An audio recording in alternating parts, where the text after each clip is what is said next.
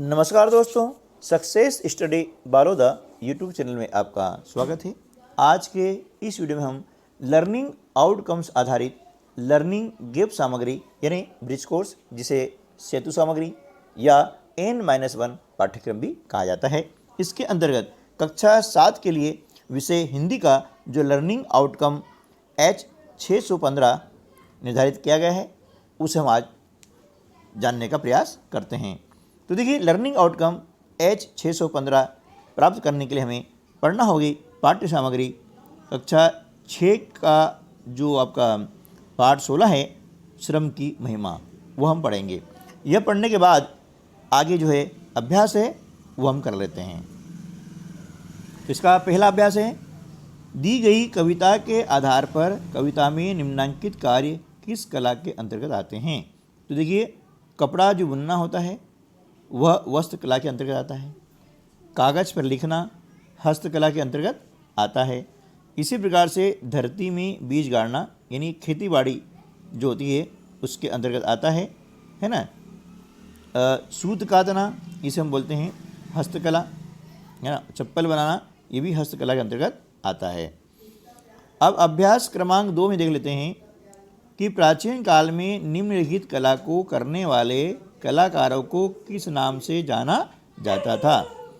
काष्ठ कला करने वाले को सुतार, मिट्टी के बर्तन बनाने वाले को कुम्हार, वस्त्र निर्माण करने वाले को जुलाहा, खेती करने वाले को कृषक और सोने के आभूषण बनाने वाले को सुनार कहते हैं।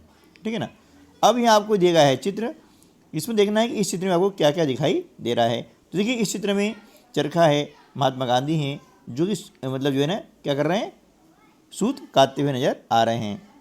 तो हमने यह लिखा है कि दिए गए चित्र में एक चरखा दिखाई दे रहा है जिस पर महात्मा गांधी जी सूत काटते हुए नज़र आ रहे हैं।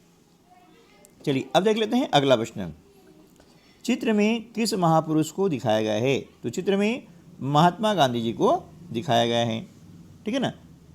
अगला प्रश्न है, दिए गए चित्र में महात्मा जी क्या कर रहे हैं। तो दिए गए चित्र में महात्मा जी सूत काट रहे हैं। प्रश्न 4, कटे हुए सूत से क्या क्या बनाया जाता है। जो सूत होता है उससे धागा बनाया जाता है और धागा बनाने के बाद में से वस्त्र बनाए जाते हैं, कंबल बनाए जाते हैं। ठीक है ना।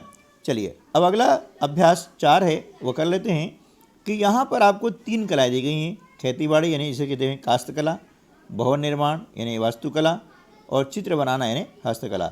इनमें से किसी एक कला पर आपको 10 वाक्य लिखने हैं। ठीक है ना। तो देखिए, हमने अब यहाँ पर जो भवन निर्माण है, वास्तुकला है, उस पर आधारित कुछ वाक्य लिखे हैं, है ना। उसको थोड़ा सा देख लीजिएगा। पहला है, भवन हमारी मूलभूत आवश्यकता है ना। भवन निर्माण में ईंट, लोहा, सीमेंट, गिट्टी आदि सामग्री का उपयोग मुख्य रूप से किया जाता है। भवन निर्माण करने वाले कारीगर कुशल होने चाहिए। ठीक है ना। और भवन हमारी क्या है, आवश्यकता के अनुकूल बनाना चाहिए। 5वां है, भवन की मजबूती गुणवत्तापूर्ण सामग्री व कुशल कारीगर पर निर्भर करती है। ठीक है ना। चलिए इसके बाद पाठ 16 जो है श्रम की महिमा है, इसके अंतर्गत अब कुछ हम व्याकरण से संबंधित जो पोर्शन है उसको पढ़ लेते हैं। देखिए, संज्ञा हमने पहले पढ़ी है कि किसी भी व्यक्ति, वस्तु या स्थान के नाम को संज्ञा कहते हैं। अब आज हम पढ़ेंगे सर्वनाम। तो संज्ञा के स्थान पर प्रयुक्त होने वाले शब्द सर्वनाम कहलाते हैं। ठीक है ना। अब हिंदी में कुछ सर्वनाम हैं, वे हैं मैं, तू, आप, यह, वह, जो, सो, काई, कुछ, कौन, क्या। ये जो है सर्वनाम है। इसके अलावा और भी सर्वनाम है ना। तो प्रयोग के अनुसार सर्वनाम 6 प्रकार के होते हैं, है ना। पहला क्या है, पुरुषवाचक सर्वनाम। दूसरा निजवाचक सर्वनाम। तीसरा निश्चयवाचक सर्वनाम। और चौथा है अनिश्चयवाचक सर्वनाम। 5वां प्रश्नवाचक सर्वनाम। और छठा होता है संबंधवाचक सर्वनाम। ठीक है ना। अब किसका कहाँ प्रयोग करते हैं, है ना, उसके लिए यहाँ पर आपको सामने दिया गया है, जिसे आप जो है अपनी बुक में आसानी से पढ़ सकते हैं। तो चलिए अब कर लेते हैं अभ्यास 1। निम्नलिखित शब्दों में सर्वनाम छाट करके लिखिए। यहाँ आपको दिए गए शब्द दिए, इनमें से सर्वनाम है वह, मैं, कौन, यह, जो। ठीक है ना।